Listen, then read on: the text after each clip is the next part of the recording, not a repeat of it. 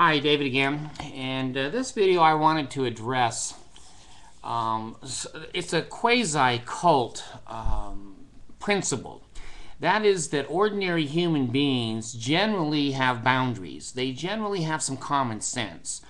But people who are raised in cult or in cult behaviors and thinking patterns, we see are willing to do things that normal human beings would never do. They just never would do it. If you said to a normal human being that wasn't drugged or on drugs, here's a cliff, why don't you jump off?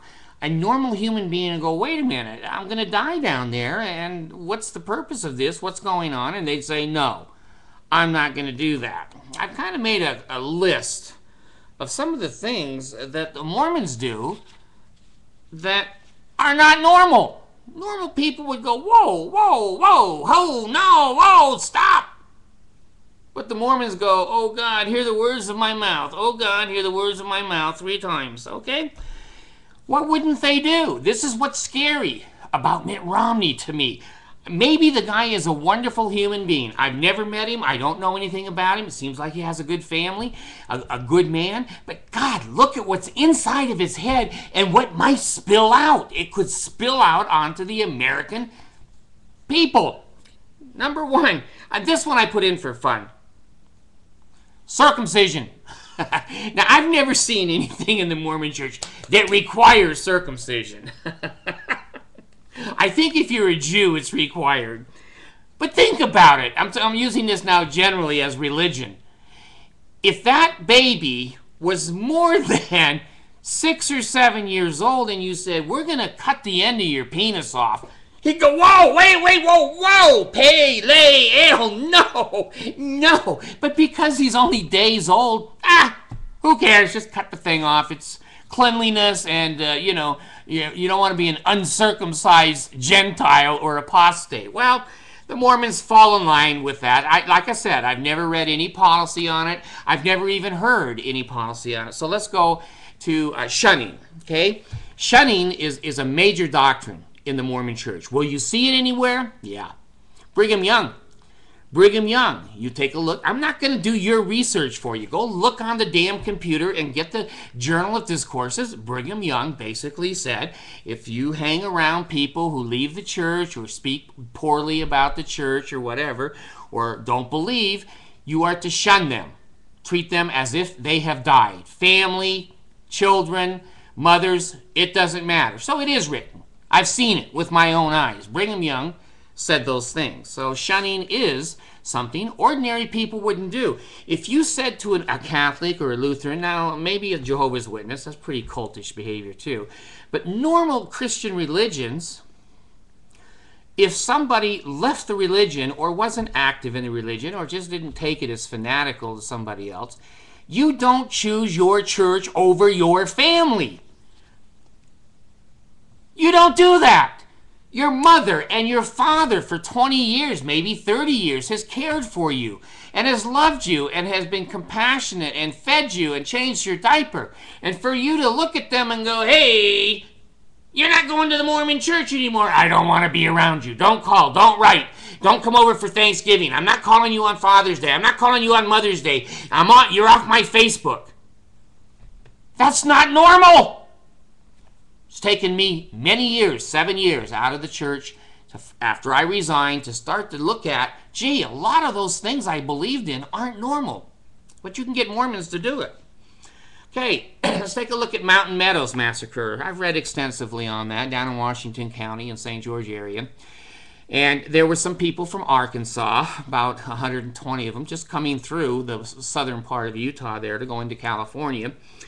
And Brigham Young heard about those people, and there was a stake president. I don't know names. You can look it up. There was a stake president, a couple of bishops. There was communication back and forth between Washington stake and up there to Brigham Young. Well, the stake president and a couple of bishops and then some of the Mormon people in the ward dressed up as Indians. They painted their face and dressed up as Indians. And they went over to this wagon train and stopped it. Well, I didn't and couldn't prove that Brigham Young knew about it. I couldn't find any documentation to blame the man until 2 weeks ago. Wilford Woodruff's journal. Brigham Young was standing at the gravesite, and he looked at Wilford Woodruff and he read off of the gravesite, "Mercy is mine." And he looked at Wilford, and Wilford wrote it in his journal. "And I've just had a little."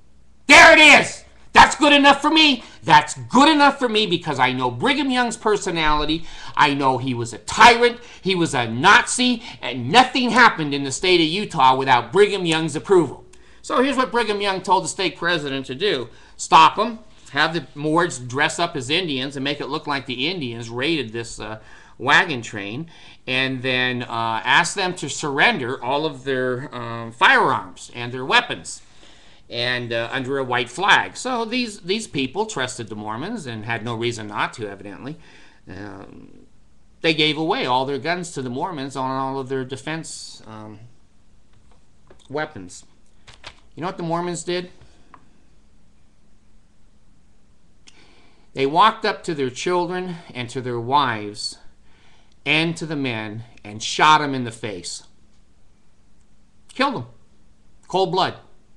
120 people slaughtered at Brigham Young's order. Now, would a normal man who wasn't a state president, would he do that?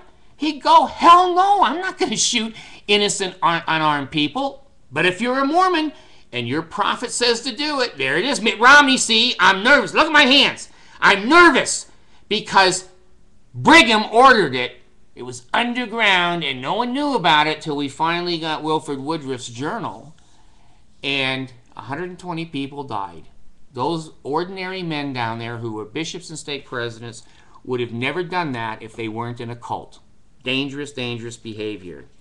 The Danites, Porter Rockwell comes to mind the most. There were others, 5 or 6 others we know about. These were professional assassins. They were professional assassins. Porter Rockwell had a cute personality. I kind of liked the guy. He says, you know, they can't excommunicate me in the Mormon church because I repent too damn fast. I thought that was kind of a clever line.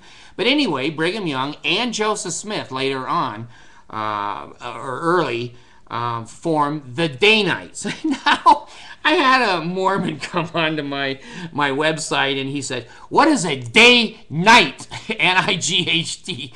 And he was obviously totally misinformed, and the church had not told him that there was a day-night organization, and Brigham used it, and there was poisoning and there was assassinations directed by Brigham Young.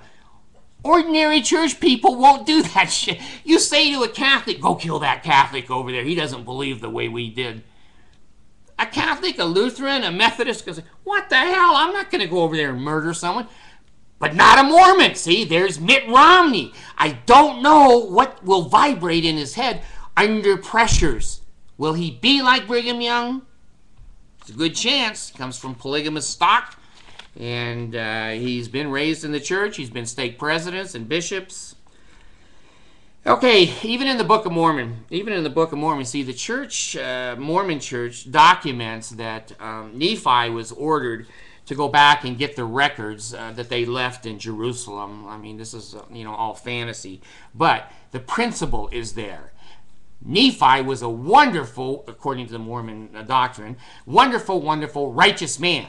But he was ordered to go back and cut the head off of Laban and steal the records and take them back. See? You read that and read that and read that. There's the seed. Planted for murder. Murder is okay if it's done by the prophet's order or by supposedly the Mormon Jesus. Okay? Polygamy. There's a lot. I had a comment that was legitimate the other day. It says, polygamy is practiced by most of the Muslims and all over the world in a huge quantity. That's true. But not in the United States. We came from English stock, basically, 1492 kind of stuff.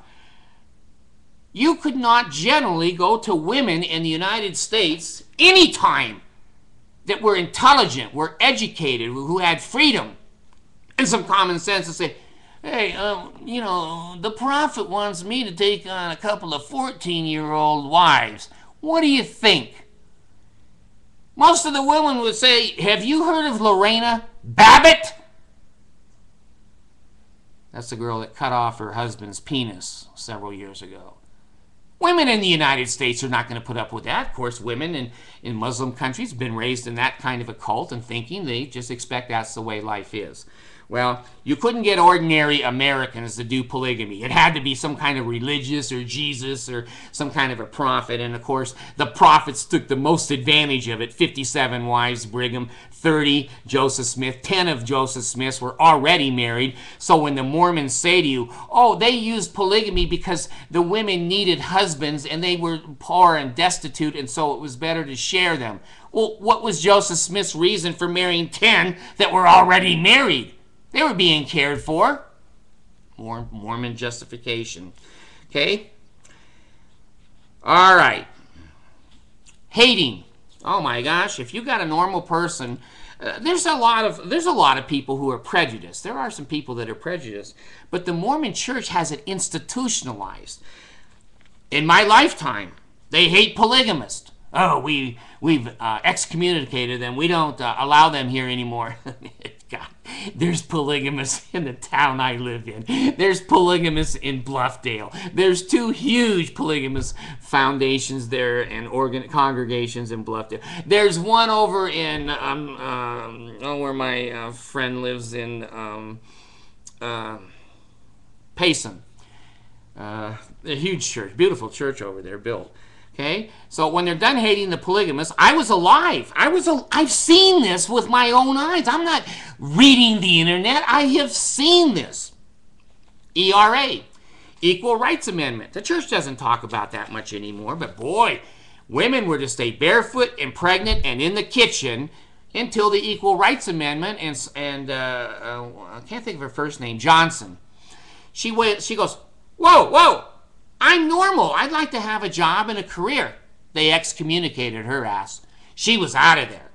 Finally, the federal government, see, the state government in Utah does nothing but pander to the Mormons, but the state government finally said, no, women have a right for equal pay and equal work, and they can climb up the ladder of progress.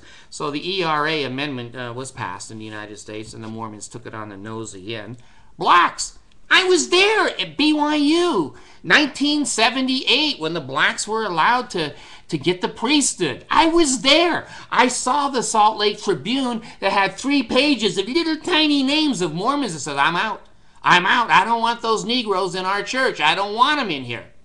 I've seen it with my own eyes. I went into the local newspaper, the Daily Herald in Provo.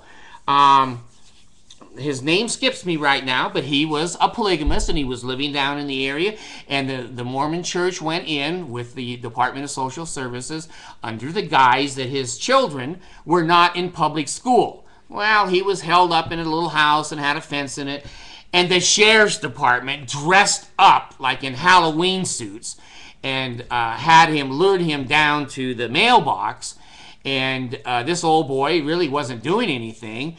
And I guess he moved the wrong way, and the sheriff's department just blew his head off. Just killed him right there.